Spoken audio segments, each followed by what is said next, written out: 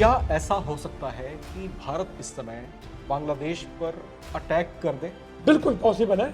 अगर हमने बांग्लादेश के हिंदुओं को बचाना है, अमेरिका का मेन एम था, चाइना का था, पाकिस्तान की आईएसआई थी, और हमारे जो इंडिया के जो लोग बांग्लादेश को एक पाकिस्तान बनाया जाए। पाकिस्तान, चाइना और अमेरिका किसी हद तक जा सकते थे इस लेडी को मरवाने के लिए, क्योंकि इन सब का दुश्मन इंडिया है। मोहम्मद यूनिस ने जो है एक टीवी इंटरव्यू में जो है कुछ बातें कही हैं। वो इतने गिरे हुए हैं वोट बैंक के लिए, वो कितने भी गिर सकते हैं। शाहीन बाग भूल गए आप?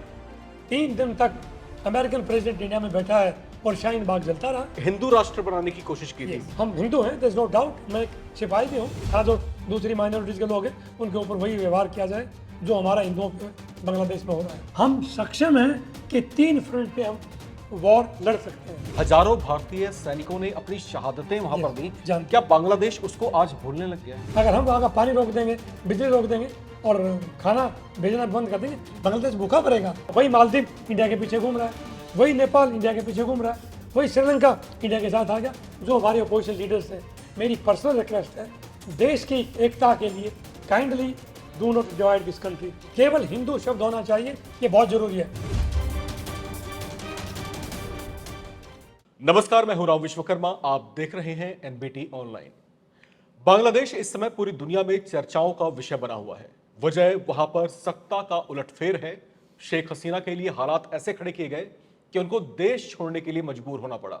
उनके मंत्रियों को गिरफ्तार किया जा रहा है जो वहां पर अभी भी रह रहे हैं। इसके अलावा जो सबसे बड़ी माइनॉरिटी कम्युनिटी है, वहां की हिंदू आबादी जो है, उनको वहां पर प्रताड़ित किया जा रहा है।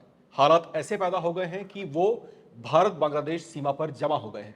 ये हालात वहां पर क्यों पनप रहे हैं, क्या है इसके पीछे की खास वजह, इसकी बारीकियों को आज हम समझेंगे। हमारे साथ हमारे खास मेहमान हैं भारतीय सेना से retired major general Ranjit Singh sahab. इनसे हम जानेंगे आज कि इन तमाम चीजों के पीछे, इन तमाम गतिविधियों के पीछे क्या कुछ वो कारण देख पाते हैं। धन्यवाद मिस्टर राम। जी। मैं सबसे पहले आपको थोड़ी सी बैकग्राउंड देना चाहता हूँ।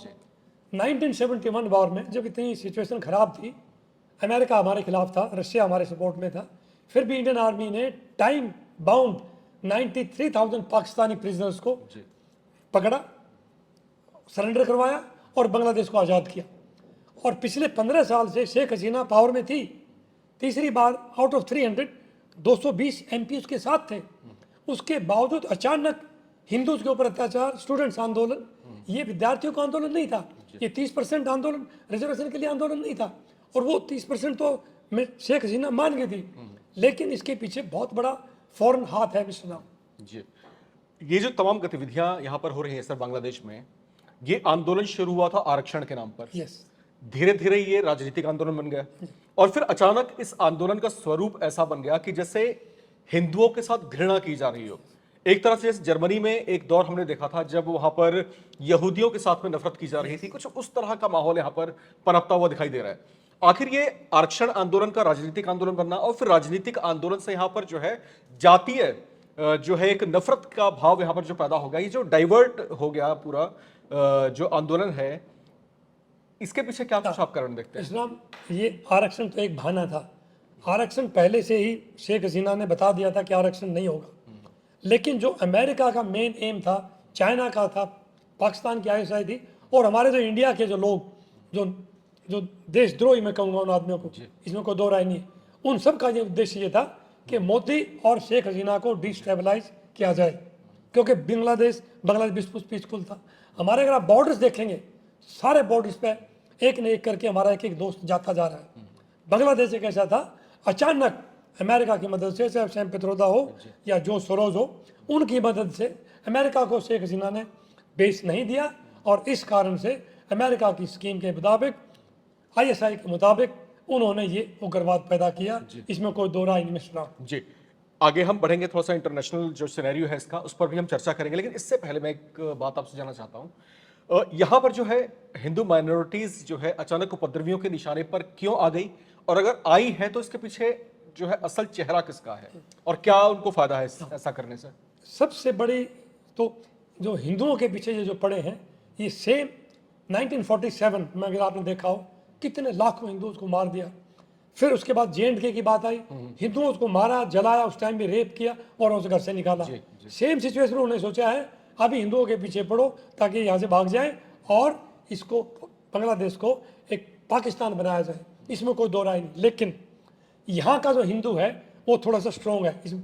मैं उनको सैल्यूट करता हूँ उन हिंदुओं को जिन्होंने आंदोलन किया है जगह जगह पे जा करके, और वो कुछ हिंदू बॉर्डर पे आए हैं क्योंकि 10 या 20% लोग बॉर्डर पर पहुंचे हैं। लेकिन I am very proud of those Hindu जिन्होंने वहाँ आंदोलन किया है और उन्होंने कहा कि मुकाबला करेंगे। ऐसे टाइम में हमारा फर्ज बनता है, सरकार का फर्ज बनता है उन हिंदुओं की रक्षा की जाए। वर्ड माइनॉरिटी भूल जाइए, केवल हिंदू शब्द होना चाहिए, ये बहुत जरूरी है। योगी जी ने कहा है, क्लियरली बोला है, हिंदू की रक्षा होगी नहीं तो पाकिस्तान मिट जाएगा। ये बहुत अच्छा तगड़ा मैसेज है। आईएसआई और पाकिस्तान बांग्लादेश में हिंदुओं के साथ अत्याचार नहीं कर सकता।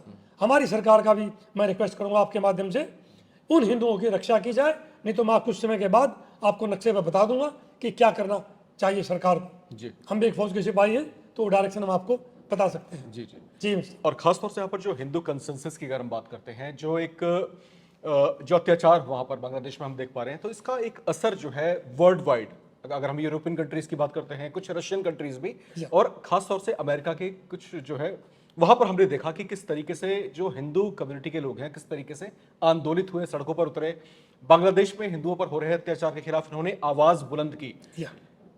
ये जो तमाम चीजें हो रही हैं, क्या इसके पीछे मैं ये समझूं कि बांग्लादेश की कोई ऐसी पावर जो ये इसको इन्फ्लुएंस करने की कोशिश कर रही है कि ऐसा हो, ताकि जो है दुनिया के जो है चर्चाओं में बांग्लादेश आए, और फिर जिस तरीके से सत्ता परिवर्तन हुआ, क्योंकि शेख हसीना जो थी वो भारत समर्थित नेता थी वहां की, अब जबकि वहां पर सत्ता परिवर्तन हो चुका है और मोहम्मद यूनिस अब सत्ता में है, और मोहम्मद यूनिस जो है एंटी माने जाते हैं शेख हसीना के। तो अब मैं आपसे थोड़ा सा ये जानना चाहता हूं और समझना चाहता हूं कि अब भारत और बांग्लादेश का जो कूटनीतिक भविष्य है संबंधों का, इस कूटनीतिक भविष्य को आप किस जगह पर जाते हुए देख पा रहे हैं? देखिए मिस्टर, पहले 2 या 3 महीने हमें देखना पड़ेगा, नंबर 1। सेकेंडली, जो प्रेजेंट प्राइम मिनिस्टर वो स्टैंप है और वो अमेरिका की स्टैंप है। उनको जो नोबेल प्राइज दिया था ओबामा और क्लिंटन, उन लोगों के रिकमेंडेशन के ऊपर हुआ था। अदरवाइज इस आदमी का यूनुस का कोई कंट्रीब्यूशन नहीं है, कोई गांव के बैंक में इसने कंट्रीब्यूशन नहीं किया है। लेकिन जो आर्मी चीफ है वो भी खैर शेख हसीना के रिलेशन में आता है, अदरवाइज शेख हसीना को ये उसी टाइम मारवा देते, इसमें भी कोई दो राय नहीं है। लकीली उनको पता था ये प्राइम मिनिस्टर मोदी की प्रो है, इंडिया का प्राइम मिनिस्टर बहुत स्ट्रॉन्ग है, इंडिया की जो डिफेंस है वो भी बहुत स्ट्रॉन्ग है, और मोदी जो कहता है वो करता है, इसमें कोई दो राय नहीं है। इससे अमेरिका भी डरता है, beyond doubt, in fact there is no doubt. So उस करके शेख हसीना को इंडिया में भेज दिया सेफ। इंडिया के दो जो फाइटर जेट रफाल लेके आए, ये इतनी छोटी बात नहीं है। वहाँ से उसको एस्कॉर्ट करके और हिंडन एयरपोर्ट तक जब तक लैंड नहीं किया, इंडियन एयर फाइटर जेट उसकी रक्षा करते रहे हैं, क्योंकि नहीं तो उसको हवा में उड़ा सकते थे। ये पाकिस्तान, चाइना और अमेरिका किसी हद तक जा सकते थे इस लेडी को मरवाने के लिए, बट मैं हमारी जो स्ट्रॉन्ग लीडरशिप है उसको सैल्यूट भी करता हूँ। लेकिन हिंदुओं को बचाने के लिए हम गवर्नमेंट से कहेंगे वो एक पर्याप्त कार्य नहीं है। हिंदुओं को बचाने के लिए इंडियन गवर्नमेंट को स्ट्रॉन्ग स्टेप लेना होगा। 3 महीने का वेटिंग टाइम ज़्यादा है। जी जी जी। मोहम्मद यूनिस का आपने यहाँ पर नाम लिया, जो अभी अंतरिम सरकार के कर्ता धर्ता है वहाँ पर। यहाँ पर जो मोहम्मद यूनिस आए हैं, और क्योंकि इनका बहुत लंबा चौड़ा राजनीतिक इतिहास नहीं रहा है ना, ऐसा कोई कंट्रीब्यूशन उनका रहा, हालांकि चर्चाओं में रहे हैं, ये वहाँ पर अच्छे स्तंभकार रहे हैं और चर्चाओं में काफी समय तक बने रहे, और खासतौर से शेख हसीना के विरोध में होने के चलते यहाँ पर उनको जब स्थापित किया गया बांग्लादेश में, स्थापित मैं शब्द इसलिए कह रहा हूं कि चर्चाएं कुछ ऐसी हैं कि जो वहां पर लोकतंत्र का मुखौटा जो है वो कहीं ना कहीं मोहम्मद यूनिस को बनाया गया है। पीछे जो एक रूलिंग पावर है वो वहां की आर्मी है, ऐसा कहा जा रहा है। ठीक है, अब वहां पर जबकि सत्ता परिवर्तन हो गया है बांग्लादेश में और शेख हसीना सत्ता से बाहर हो गई हैं, अब भारत के लिए बांग्लादेश को संभालना कूटनीतिक तौर से क्या वैसी मैत्री दोबारा स्थापित हो पाएगी अगर मोहम्मद यूनिस है वहां पर? तो अब आप इस पूरे हालात को कैसे देख रहे हैं? देखिए सर, मोहम्मद यूनिस के होते हुए इंडिया बांग्लादेश के रिलेशंस इंप्रूव नहीं हो सकते। मोहम्मद यूनिस के होते हुए चाहे वो स्टैंप है, आर्मी चीफ वहाँ पर सरकार चला रहा है, जब तक ये दोनों लोग हैं हमारा हिंदू बांग्लादेश में सेफ नहीं हो सकता, बिल्कुल दो राय नहीं। क्योंकि अमेरिका, चाइना और पाकिस्तान बांग्लादेश को सेटल नहीं होने देंगे unless India takes a strong step. और वो स्ट्रॉन्ग स्टेप जो है वो बहुत कड़ा स्टेप हो सकता है, क्योंकि हमारे दो फ्रंट पे आर्मी ऑलरेडी लगी है। चाइना का बॉर्डर हमारा खुला हुआ है, पाकिस्तान का बॉर्डर खुला हुआ है, ये तीसरा फ्रंट होगा जो कि सरकार को बहुत स्ट्रॉन्ग फैसला लेना होगा। Army is competent, army is competent. अगर हमने हिंदुओं को नहीं बचाया तो आने वाले समय में ये हाल भारत में भी हो सकता है। यही हाल जो ये हमारे नीचे देश के अंदर जो दुश्मन है और जो देश के अंदर जो अर्बन नक्सल जिनको मैं कहूँगा, यही 30 या 40 साल के बाद इस देश को उखाड़ देंगे। आज अगर हमने बांग्लादेश के हिंदुओं की रक्षा नहीं की, जो हमने श्रीनगर में अपने हिंदुओं की रक्षा नहीं की थी, तो वही हाल इंडिया में 30, 40, 50 साल के बाद हो सकता है। इसमें कोई दो राय नहीं। शाहीन बाग भूल गए आप? 3 दिन तक अमेरिकन प्रेसिडेंट इंडिया में बैठा है और शाहीन बाग जलता रहा, राइट्स चलते रहे। कौन कर रहा था ये? हमारे मुस्लिम्स नहीं कर सकते। इसके पीछे फौरन हाथ था। इसके में बांग्लादेश में बिल्कुल फौरन हाथ है, लेकिन दुर्भाग्य ये है कि वहाँ के लोकल्स ने उसको सपोर्ट किया, इसी यूनुस ने सपोर्ट किया, इसी आर्मी ने सपोर्ट किया, क्योंकि शेख हसीना ने माना नहीं उसकी बात, उसको लैंड दिया नहीं, चिटागोंग एरिया दिया नहीं। इंडिया की तो हिम्मत नहीं पड़ती इंडिया से अमेरिका मांग ले, उनको एक अलग जगह चाहिए, वो जगह दी नहीं उसने, तो शेख हसीना को उन्होंने उखाड़ दिया। मरने वाले भी तो और मारने वाले भी, किलिंग्स भी कॉमन चीज़ है बांग्लादेश में। मुजीबुर रहमान जिन्होंने देश आज़ाद कराया, जिनके स्टैचू को तोड़ा जा रहा था, उसके बाद फिर वहाँ पर म्यूटनी हुई, उसके बाद शेख हसीना कुदरती बच गई, इसको तो मरवाना था उन्होंने। तो इसलिए देश के हालात साहब फिलहाल बहुत ख़राब हैं। इंडिया को स्ट्रॉन्ग स्टेप लेना होगा। 3 या 4 महीने वेटिंग पीरियड या जयशंकर जी बातों से बांग्लादेश की प्रॉब्लम को सेटल नहीं कर सकेंगे। जी आप कह रहे हैं बातों के जरिए शायद इस मसले को हल ना किया जा सके। नहीं ठीक है, मैं उस पर भी लौटूंगा और उस पर भी कुछ सवाल रहेंगे आपसे। उससे पहले मैं जो आपसे जानना चाहता हूँ, जो ताज़ा घटनाक्रम है इस समय बांग्लादेश में, भारत और बांग्लादेश की मैत्री के जो प्रतीक हैं, जो कुछ प्रतिमाएं थी 1971 वॉर में जब पाकिस्तान ने सरेंडर किया था, सब दुनिया का सबसे बड़ा जो है आर्म्ड सरेंडर था वो, तो वो उससे जुड़े हुए जो प्रतीक हैं, उससे जुड़े हुए जो यादगार चिन्ह हैं जो हैं, उन जो वहाँ के चौराहों पर लगे हुए थे, वहाँ पर जो है कुछ खास जगहों पर लगे हुए थे, कुछ उपद्रवियों ने उसको भी तोड़ा फोड़ा है। ठीक है, एक ऐसे देश में जहाँ पर आर्मी मजबूत है, जहाँ पर आर्मी जो है अपने पूरे पावर में है, उसके रहते हुए इस तरह की चीजें होने दी जा रही हैं, उसको रोकने टोकने वाला कोई नहीं है। क्या इस बात को ऐसा समझा जाए कि क्या बांग्लादेश का जो वर्तमान स्वरूप है या बांग्लादेश की जो इंटरनेशनल डेफिनेशन है, क्या उसको बदलने की कोशिश की जा रही है? बिल्कुल ठीक है आपने। देखिए, बांग्लादेश दोबारा बांग्लादेश नहीं बन सकता। बांग्लादेश पाकिस्तान की लाइन पे चल पड़ा है। आर्मी चीफ ने, क्योंकि शेख हसीना उनकी रिलेटिव थी, इसलिए उसको मारा नहीं, otherwise she would have been murdered. अभी ये सब लोग जो है इंडिया के डेफिनेटली अगेंस्ट हैं, इसमें कोई दो राय नहीं है। और मुझे नहीं लगता कि बांग्लादेश में पीस अभी आएगा unless Indian army takes a strong step. Government की मदद से जो सरकार हुक्म देगी उसके बाद ये सेटल हो सकता है। अदरवाइज हिंदुओं पे ये लोग अत्याचार करते रहेंगे, आप देखते रहना। चाहे वो ढाका में नहीं होगा, बट रिमोट एरियाज में हिंदुओं के ऊपर ये अत्याचार होते रहेंगे बांग्लादेश के अंदर। जी सर, एक है ना, जब कहते हैं कि every action has a equal opposite and proportionate reaction, ठीक है।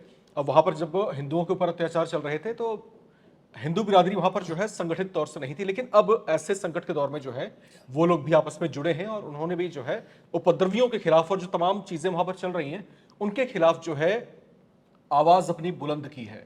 ठीक है, और भारत की तरफ, और ये तब हुआ, उस समय हुआ जब 5 तारीख को केंद्र भारत के जो गृह मंत्री हैं अमित शाह, उन्होंने उच्च स्तरीय बैठक बुलाई। इसके बाद दुनिया भर में जो हिंदू कम्युनिटी के लोग हैं उन्होंने इसके खिलाफ आवाज उठाई। जब बांग्लादेश की किरकिरी हुई तब जो है उनको संबल मिला और फिर हम देखते हैं कि जो मोहम्मद यूनुस हैं वो मंदिर मंदिर जाते हैं, फोटो खिंचवाते हैं और एक संदेश देते हैं कि हम तो हिंदुओं के साथ में हैं, हिंदुओं के साथ में हैं, लेकिन हिंदुओं के लिए कुछ जो है कुछ पॉजिटिव जो चीजें हैं, जो एफर्ट्स होने चाहिए, वो एफर्ट नहीं दिखा रहे। ये कैसी पॉलिटिक्स है सर? ये थोड़ा सा बताएं, क्या किस तरह की डिप्लोमेसी है, क्या पॉलिटिक्स है ये एक ड्रामा है इस आदमी का। ये अमेरिका का एक स्टैंप है, इसमें और उससे ज़्यादा और कुछ भी नहीं है।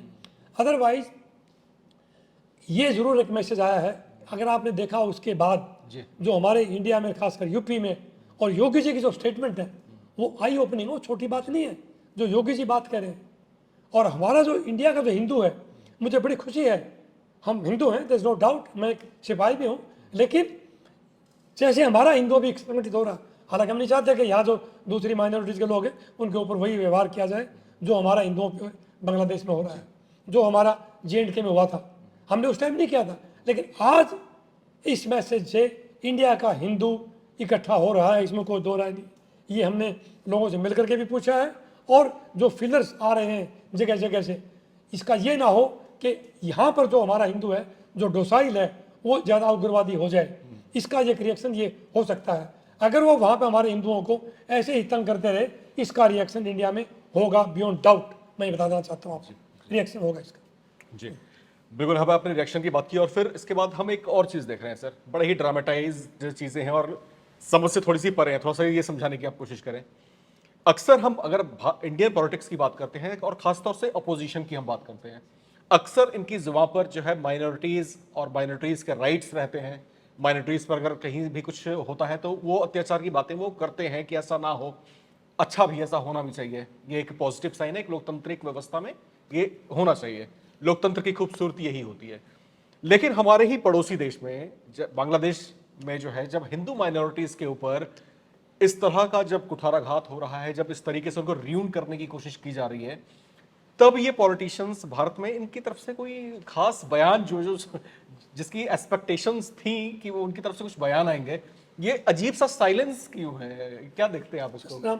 हमारे जो अपोजिशन पॉलिटिशियंस हैं, मैं एक शब्द इस्तेमाल कर ही दूंगा, वो इतने गिरे हुए हैं वोट बैंक के लिए, वो कितने भी गिर सकते हैं। पाकिस्तान में पार्टीशन के टाइम पे कितने हिंदू थे वहाँ पे? 18-20%। आज कितने रह गए? 2%। और उनके ऊपर जो अत्याचार हो रहे हैं। बांग्लादेश में कितने परसेंट हिंदू थे? 22%। आज कितने? 8% रह गए। 1,30,00,000। हमारे इंडिया में कितने मुस्लिम थे? 2-2.5%। आज 18-20% है ये लोग, और ये अच्छी अच्छी पोस्टों पे।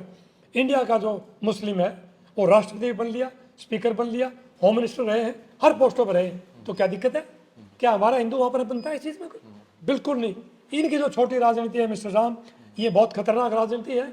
इनको देश को जो है ना जातिवाद नहीं बांटना चाहिए। आज हिंदुओं को देश में इकट्ठा होने की जरूरत है, और स्ट्रॉन्ग लीडरशिप है मोदी योगी की, नाम लेने मुझे कोई दो राय नहीं है।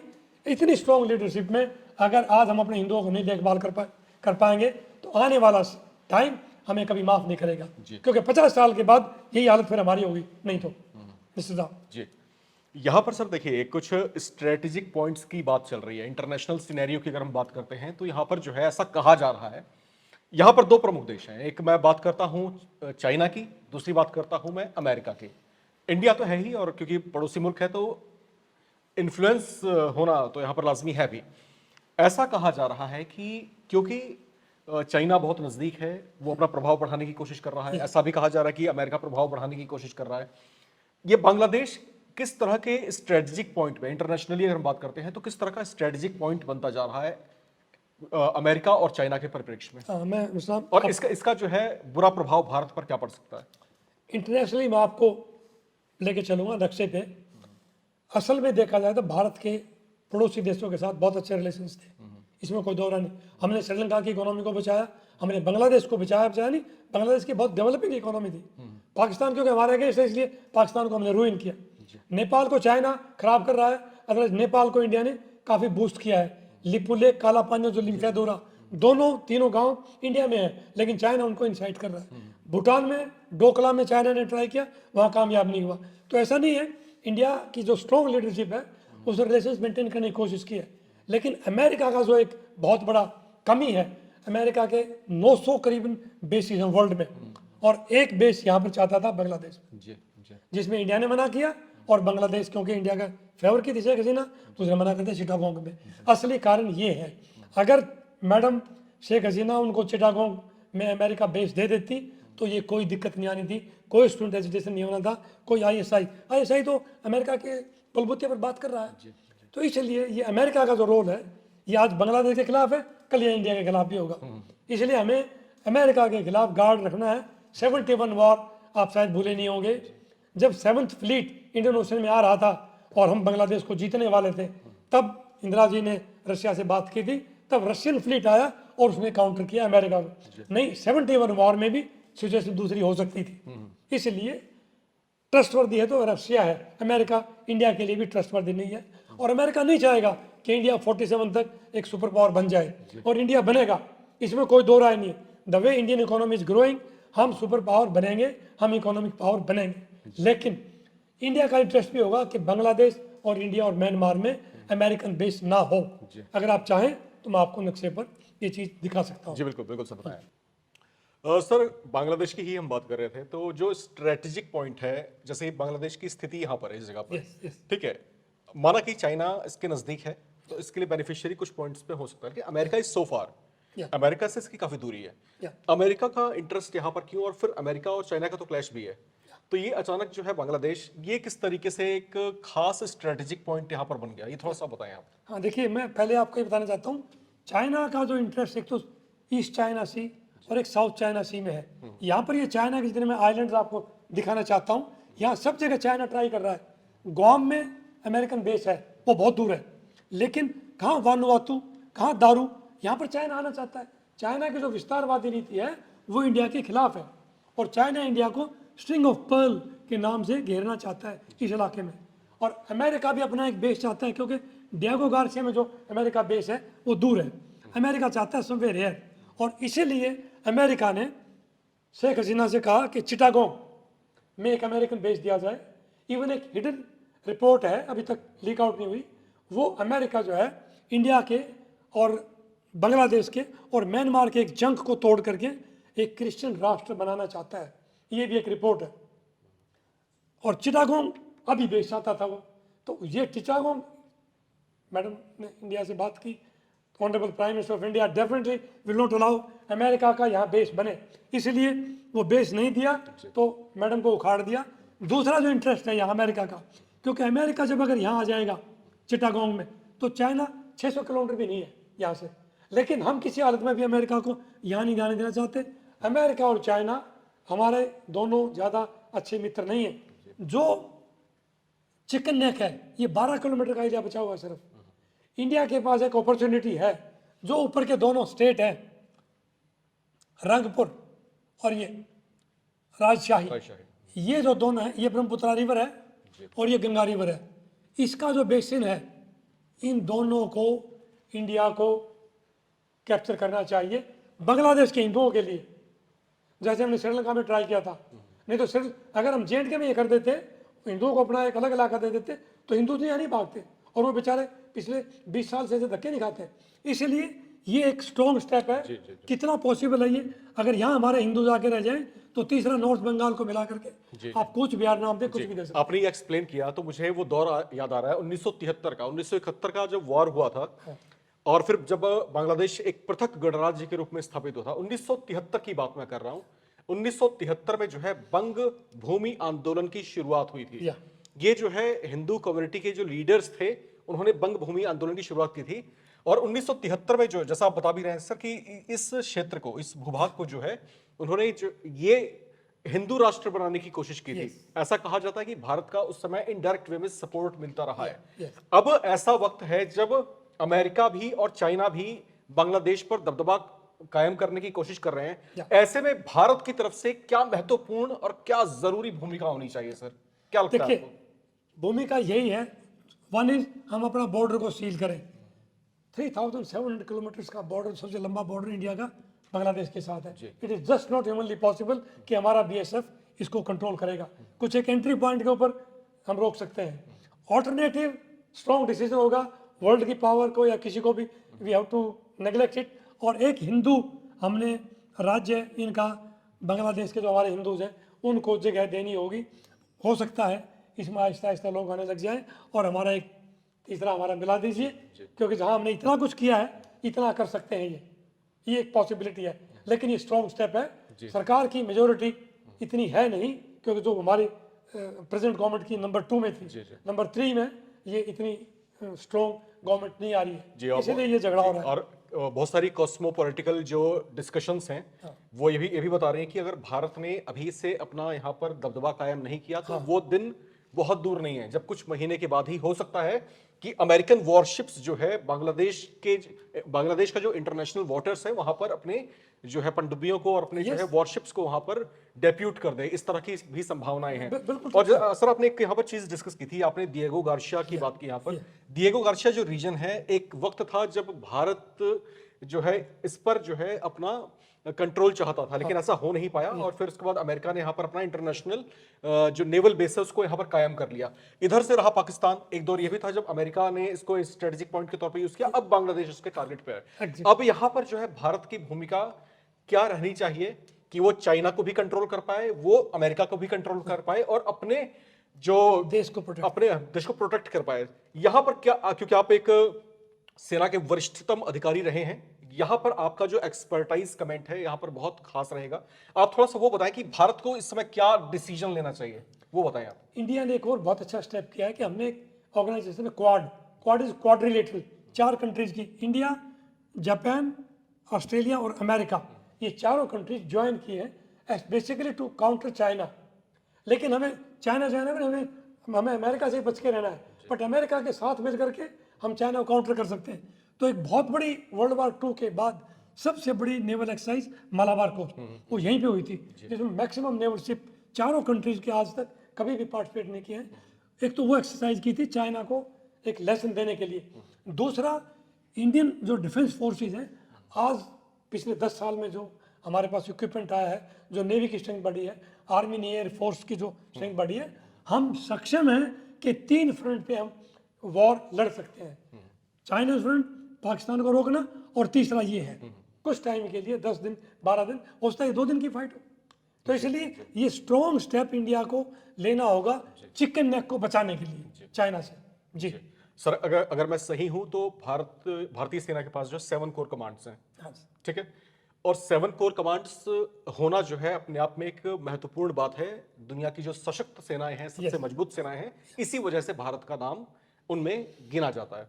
यहां पर अगर मैं बात करता हूं सर कि इस समय तो हम मजबूत हैं, लेकिन जब यहां पर वर्चस्व कायम हो जाएगा अमेरिका का, जब चीन अपना गतिविधियां हम देख ही रहे हैं किस तरह की हैं, हालांकि दोनों के बीच में राइवलरीज हैं, लेकिन इंटरनेशनली चीजें बदलती रहती हैं, समय की दरकार जो है वो बदलती रहती है। यहां पर मैं आपसे ये सुझाव चाहता हूं कि अगर भारत सरकार को आपको कोई सुझाव देना हो, इंडियन गवर्नमेंट को आप क्या सुझाव देना चाहेंगे कि भाई ये माकूल वक्त है और यही सबसे उम्दा वक्त है कि जब आपको ये फैसला लेना चाहिए, वो जो आपका सुझाव है भारत सरकार के लिए क्या होगा, वो बताएं।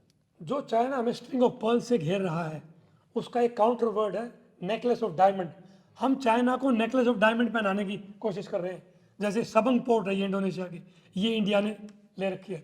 उसके बाद स्वेज कैनाल, ये अदानी हमारे पास है।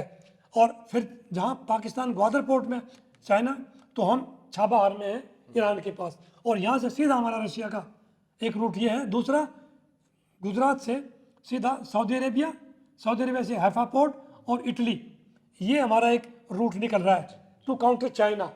इन ट्रेड रूट के ऊपर और ये नेकलेस ऑफ डायमंड हमारा अगर स्ट्रॉन्ग हो जाएगा, तीसरा जो हमारी क्वाड की जो ये मीटिंग है जिसमें अमेरिका को ट्रांसपेरेंट होना होगा, ये अगर हमारा कामयाब हो जाता है। और एक छोटा सा पॉइंट ये, जो हमारे अपोजिशन लीडर्स हैं, मेरी पर्सनल रिक्वेस्ट है, देश की एकता के लिए kindly do not divide this country. जातिवाद में इस देश का सत्यानाश ना करें। हम हिंदू राष्ट्र हैं, इसमें कोई दो राय नहीं है।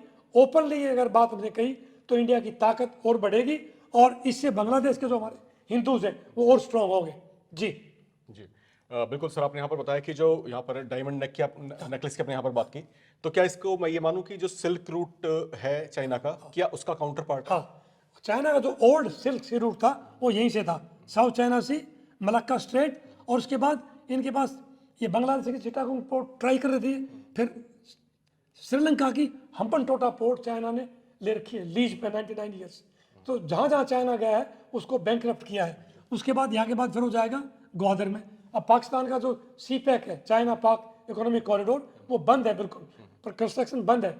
उसमें जो बलूचिस्तान लिबरेशन आर्मी है वो चाइनीज को मार रही है, और हमें बेनिफिट में हमें सपोर्ट करना चाहिए बलूच लिबरेशन आर्मी को भी, ताकि बलूचिस्तान एक अलग राष्ट्र बने। और पाकिस्तान को जितना कमजोर किया जा सकता है उतना हमें करना होगा, तभी जाकर के ना हम यहाँ स्ट्रॉन्ग रहेंगे। जी सर, नक्शे पर हम लोगों ने समझा कि क्या कुछ स्थितियां हैं और किस तरीके से जो है इंटरनेशनली चीज़ें इफेक्ट हो सकती हैं, और ये ही सबसे माकूल वक्त है जब इससे पहले कि जो इंटरनेशनल वाटर्स है बांग्लादेश के, वहां पर अमेरिकी पनडुब्बियां आ जाएं, वहां पर जो है अमेरिकी वॉरशिप्स आ जाएं, इससे पहले कि ऐसा कोई डेपुटेशन हो, इंडिया के लिए सबसे माकूल वक्त है कि कोई बड़ा फैसला ले, क्योंकि ये स्ट्रेटजिक वे में अगर हम इसको सोचते हैं तो भारत के लिए सबसे अहम समय है जब उसको फैसला लेना चाहिए बांग्लादेश को लेकर। मोहम्मद यूनिस ने जो है एक टीवी इंटरव्यू में जो है कुछ बातें कही हैं। उन्होंने ये जताने की कोशिश की है कि बांग्लादेश में जो भी कुछ हो रहा है वो उसका इंटरनल इशू है और इंडिया जो है इंटरफेयर करने की कोशिश ना करे। शायद उन्होंने इस बात को इसलिए कहा क्योंकि भारत ने बातचीत की पहल की है। जब 5 तारीख को गृहमंत्री अमित शाह ने जब उच्च स्तरीय बैठक बुलाई थी, उसके बाद ही उनका ये बयान इस तरह का सामने आया। तो क्या बांग्लादेश अब भारत को आंखें दिखाने लग गया है? अगर आंखें दिखाना तो उसके पीछे कौन सी बड़ी पावर्स हैं, कहां से उसको ये हिम्मत मिल रही है? यूनुस की कोई ताकत नहीं है अकेला वो करे। उसको बैकिंग बिल्कुल अमेरिका की है, उसको बैकिंग आईएसआई की है, उसको बैकिंग चाइना की है। इस केस में ये तीनों एक है, क्योंकि इन सब का दुश्मन इंडिया है, क्योंकि India is a growing country. लेकिन इंडिया की लीडरशिप काफ़ी स्ट्रॉन्ग है और इंडिया ने बिल्कुल ठीक एक्शन लिया है। अभी तक हमने उनको रिक्वेस्ट भी की है हमारे हिंदुओं के ऊपर अत्याचार ना हो, और बांग्लादेश के चाहे फॉरेन मिनिस्टर हो गए या उसके आर्मी चीफ हो गए या यूनुस को, उसको बताया गया है। जब हालांकि मोदी जी ने कहा कि उसको विश किया, कॉन्सुलेट किया, तब ये भी कहा कि हमारे हिंदुओं का और माइनॉरिटीज़ का ख्याल रखा जाए। लेकिन अभी कितने दिन वेट करेगी इंडियन गवर्नमेंट, ये $1 मिलियन क्वेश्चन है। लेकिन किसी भी हालत पर वहाँ पर जो हिंदुओं पर अत्याचार हो रहा है उसकी सीक्रेट इन्फॉर्मेशन इंडिया के पास आनी चाहिए, क्योंकि मुझे लग रहा है कि वो मीडिया को उन्होंने कंट्रोल कर दिया है और सारी बातें आ नहीं रही, लेकिन अत्याचार हिंदुओं पे हो रहा है। ये इन्फॉर्मेशन आना बहुत जरूरी है। अगर हम कनाडा में और पाकिस्तान में टेररिस्ट को मार सकते हैं तो यहाँ इन्फॉर्मेशन नहीं आ सकती? तो ये बिल्कुल आ सकती है। तो गवर्नमेंट को स्ट्रॉन्ग स्टेप लेकर के अपने इंट्यूटर्स वहाँ भेजने होंगे और एग्जैक्ट रिपोर्ट वहाँ से आना बहुत जरूरी है। जी बिल्कुल। और स्ट्रॉन्ग एक्शन लेना होगा। और देखो, मोहम्मद यूनुस को शायद ये बात भी नहीं भूलनी चाहिए कि बांग्लादेश का इंटरनल मैटर ही अगर होता तो 1971 के वॉर में जो भारतीय सैनिकों ने वहां पर जो है मुक्ति वाहिनी के साथ मिलकर के जब उसको आजाद करवाया, हजारों भारतीय सैनिकों ने अपनी शहादतें वहां पर दी। क्या बांग्लादेश उसको आज भूलने लग गया है और फिर उसको आज याद आ रहा है कि हमारा ये इंटरनल इशू है? इंटरनल इशू शायद ही तब तक होता जब चीजें अंदर चल रही होती। अभी तो हालात ऐसे हो गए कि 4000 किलोमीटर की जो सीमा रेखा है भारत बांग्लादेश की, वहां पर जो है बड़ी संख्या में लोग भारत में आने को तत्पर हो रहे हैं। उसको बांग्लादेश कंट्रोल नहीं कर पा रहा, वहां की आर्मी नहीं कंट्रोल कर पा रही। तो इस पर जो है बांग्लादेश को आप क्या कड़ा संदेश आप देना चाहेंगे और क्या इस तरह की हालत? ये यूनुस को वो जो वॉर मेमोरियल वहाँ बना है जहाँ 71 वॉर के जनरल न्याजी और जनरल अरोड़ा साइन करते हुए वो स्टैचूज हैं, जवान पीछे खड़े हैं, उनको भी वो तोड़ रहे हैं। ऐतिहासिक चीज़ है। यो शायद यूनुस उस बात को भूल गए कि जैसे आपने कहा हजारों हमारे जवानों ने शहादत दी है और 93,000 प्रिजनर्स ने सरेंडर किया है। इतना बड़ा सरेंडर सेकंड वर्ल्ड वॉर के बाद कभी हुआ नहीं है। और टाइम टाइम पर इंडिया ने बांग्लादेश की फाइनेंशियली, इकोनॉमिकली, मटेरियल वाइज मदद की है। हमारे पास सिर्फ झूठ और वगैरह ये है डायमंड वहाँ पर, और बाकी क्या है? सारे का सारा इंफ्रास्ट्रक्चर, सारे का सारा मटेरियल, खाना, इवन यहाँ तक कि जो है ना चावल और नमक इंडिया से जाता है पूरी इकोनॉमी के लिए। जब जब वहाँ रुकता है तो इंडिया सपोर्ट करता है उसको। अभी भी $500 मिलियन कुछ पहले इंडिया ने दिया था। शेख हसीना चाइना गई, चाइना से खाली आ गई, क्योंकि चाइना को पता है कि इसके देने पर कोई फायदा नहीं है। उस टाइम में अगर शेख हसीना थोड़ी सी चालाक होती तब थिंग्स वर डेवलपिंग। चाइना को पता था कि ये कुछ दिन की मेहमान है, अदरवाइज चाइना ने बांग्लादेश को पक्का सपोर्ट करनी थी। तब भी शी डिड नॉट अंडरस्टैंड कि चाइना ने आपको टाइम से पहले क्यों वापस कर दिया। चाइना गई थी नहीं। तो इसलिए ये सारी सिचुएशन देखते हुए बांग्लादेश की सिचुएशन बहुत क्रिटिकल है। इंडिया को इंटरफेयर करना होगा बियॉन्ड डाउट। यूनुस की आवाज़ के इंटरनल मैटर है, ये इंटरनल मैटर नहीं है, ये डायरेक्ट इम्पैक्ट है इंडिया की सिचुएशन के ऊपर। जी बिल्कुल सर, यहाँ पर आप इंटरफेयर की बात कर रहे हैं। इंटरफेयर करने के लिए सिर्फ एक बहाना हिंदू नहीं हो सकते वहाँ के। तो कौन कौन से ऐसे पॉइंट्स आप थोड़ा सा प्रकाश डालिए कि कौन से ऐसे पॉइंट्स हैं जो हिंदुस्तान जिनके जरिए, जिनके बहाने से जो है वहां पर इंटरफेयर अपनी बढ़ा सकता है बांग्लादेश पर, और न सिर्फ अपना इंटरफेयर बढ़ाए बल्कि वहां की गवर्नमेंट के साथ में जो है एक डिप्लोमेटिक फ्रेंडशिप कायम करे नए सिरे से, नए तरीके से। वो थोड़ा सा आप एक तो देखिए हमारे काफ़ी प्रोजेक्ट वहाँ चल रहे हैं, हमारे स्टूडेंट्स वहाँ पर पढ़ाई कर रहे थे, कर वो तो वापस आ गए हैं। तो जितनी ग्रांट इंडिया ने दी है, कुछ पहले वहाँ डेवलपमेंटल प्रोजेक्ट चल रहे हैं, क्या सारे के सारे स्टैंड स्टिल हो जाएंगे? अगर हम वहाँ का पानी रोक देंगे, बिजली रोक देंगे और खाना भेजना बंद कर देंगे, बांग्लादेश भूखा पड़ेगा। तो इसलिए इंडिया के बगैर बांग्लादेश का सर्वाइवल बिल्कुल पॉसिबल नहीं है और इंडिया को बांग्लादेश के ऊपर स्ट्रॉन्ग स्टेप लेना होगा। ये मेरा रिक्वेस्ट होगा सरकार से। लेकिन सर इस फैक्ट को हम भुला भी तो नहीं सकते ना कि जैसे मान लीजिए कि अब तक के जो हालात थे वहाँ जब तक शेख हसीना सत्ता में थी तो भारत पर काफी हद तक बांग्लादेश डिपेंड करता था। Yeah. लेकिन अब चर्चाएं हैं कि अब जो है क्योंकि चाइना भी दाने डाल रहा है, इधर से अमेरिका ने भी कुछ दाने डालने शुरू कर दिए हैं, दोनों बड़ी इकोनॉमीज हैं भारत से, और हो सकता है कि बांग्लादेश को जो है वहां से कुछ बेनिफिट दिख रहा हो भारत की तुलना में। Yeah. तो यहाँ पर अब भारत का स्ट्रेटेजिक पॉइंट क्या रहना चाहिए और किस तरीके से अपने आप को मजबूती से इस रीजन में वो काम कायम मिस्टर आप देखिए, पाकिस्तान को चाइना और अमेरिका दोनों घास डाल रहे हैं। पाकिस्तान से ज़्यादा गरीब देश और रोग स्टेट वर्ल्ड में शायद कोई नहीं हो। अभी मलक्का स्टेट से जो हम एंटर करते हैं इंडिया में, वहाँ चाइना भी मलक्का स्टेट पा सकता है, बट इंडिया की वहाँ बोस्ट है। तो इसलिए इंडिया वहाँ स्ट्रॉन्ग है, चाइना को ये ट्रेड रूट ज़्यादा इस्तेमाल नहीं करने देगा। बट अगर इंडियन आर्मी या इंडियन नेवी ने स्ट्रॉन्ग स्टेप नहीं लिए इंडियन ओशन के अंदर, तो you are right, American base Diego Garcia में है ही, अमेरिकन मूवमेंट और चाइनीज मूवमेंट वहाँ बढ़ जाएंगे। लेकिन मालदीव में क्या हुआ, इंडिया तो विड्रॉ कर गया था, आज क्या हुआ, वही मालदीव इंडिया के पीछे घूम रहा है, वही नेपाल इंडिया के पीछे घूम रहा है, वही श्रीलंका इंडिया के साथ आ गया। बांग्लादेश का गुजारा, बांग्लादेश की डेवलपमेंट इंडिया के बगैर नहीं हो सकती, ये बांग्लादेश को ही पता है। अमेरिका और चाइना बांग्लादेश को लुक आफ्टर नहीं कर सकते। इस्लाम चलते चलते एक आखिरी सवाल सर आपसे और लेना चाहूंगा। हाइपोथेटिकल सिचुएशन की मैं बात कर रहा हूं, हालांकि हकीकत से इसका कोई लेना देना नहीं है, एक हाइपोथेटिकल सिचुएशन। क्या ऐसा संभव है कि जो हालात वहां पर अभी सबसे बड़ी जो माइनॉरिटी कम्युनिटी है बांग्लादेश की, वो हिंदू है, उन पर अत्याचार हो रहे हैं और ये वो हिंदू हैं जो भारत के प्रति नरम दिली रखते हैं अपनी। क्या ऐसा हो सकता है कि भारत इस समय बांग्लादेश पर अटैक कर दे और फिर किसी बड़े रीजन पे, और क्योंकि वहां पर हिंदू सॉफ्ट कॉर्नर रखते ही हैं भारत के प्रति, क्या ऐसा हो सकता है कि भारत अटैक कर दे बांग्लादेश पर? क्या ये संभव है?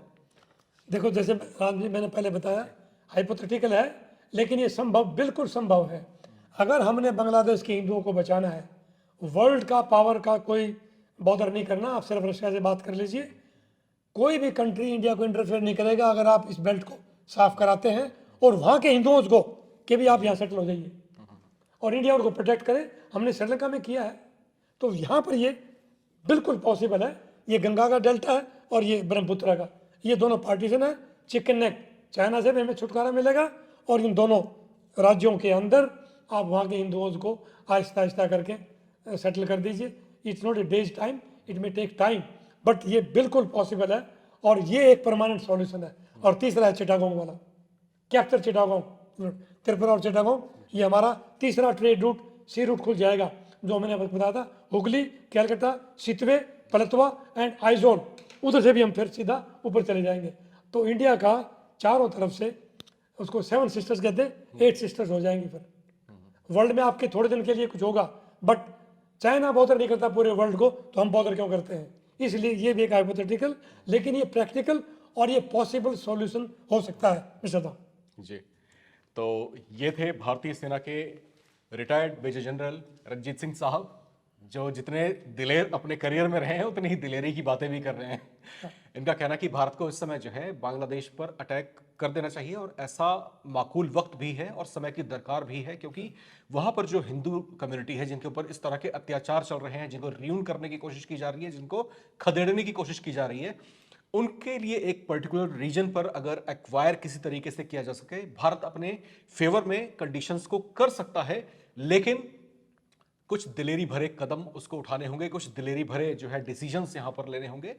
बहुत सारी चीजें हैं, चीजें हाइपोथेटिकल हैं, लेकिन इसको हम नेग्लेक्ट नहीं कर सकते, कितनी इंपॉर्टेंट भी है। क्योंकि और अमेरिका और यहाँ पर हमने चाइना की भी बात की, किस तरीके से जो है वेस्ट बंगाल माफ कीजिएगा, जो बांग्लादेश का जो रीजन है उसको जो है एक स्ट्रेटेजिक पॉइंट के तौर पर अमेरिका भी यूज करना चाहता है और चाइना भी, तो भारत पीछे क्यों रहे? तो यहाँ पर भारत को भी कहीं ना कहीं विचार करना चाहिए कि हम अपना दबदबा इस रीजन में कहीं लूज ना कर दें, कोई हमारा कहीं हम बाद में पछताने ना लगे कि भाई अगर हमने ये फैसला किया होता तो शायद हालात ऐसे नहीं वैसे रहे होते। तो इस नजरिए से भी भारत को विचार करना चाहिए। हमने सवाल और चर्चा इस बात पर भी की कि भारत का जो विपक्षी दल है खासतौर से, वो अक्सर जो है माइनॉरिटीज की बात करता है, उनके राइट्स की बात करता है, बेशक से बांग्लादेश एक अलग अलग से जो है गणराज्य है, लेकिन वहां की हिंदी कम्युनिटी भी तो Yes. एक माइनॉरिटीज है। Yes. हमारे जो सेंटिमेंट्स हैं, ठीक है, भारतीय हिंदुओं के और दुनिया भर में जो हिंदू रह रहे हैं उनके सेंटिमेंट्स भी उनसे जुड़े हुए हैं। तो यहाँ पर जो है इनकी जो चुप्पी है, आखिर वो चुप्पी क्या बयां कर रही है, ये भी बहुत सारे सवाल अपने आप में पैदा करती है। खैर, इन तमाम डिस्कशंस के बाद और इसी तरह की तमाम बड़ी हलचल के साथ हम आपसे वापस मिलते रहेंगे और आपको जो है पल पल की जानकारियां देते रहेंगे। फिलहाल मुझे यानी राम विश्वकर्मा को और retired major general Ranjit Singh sahab को इजाजत दीजिए। नमस्कार। Thank you. जय हिंद।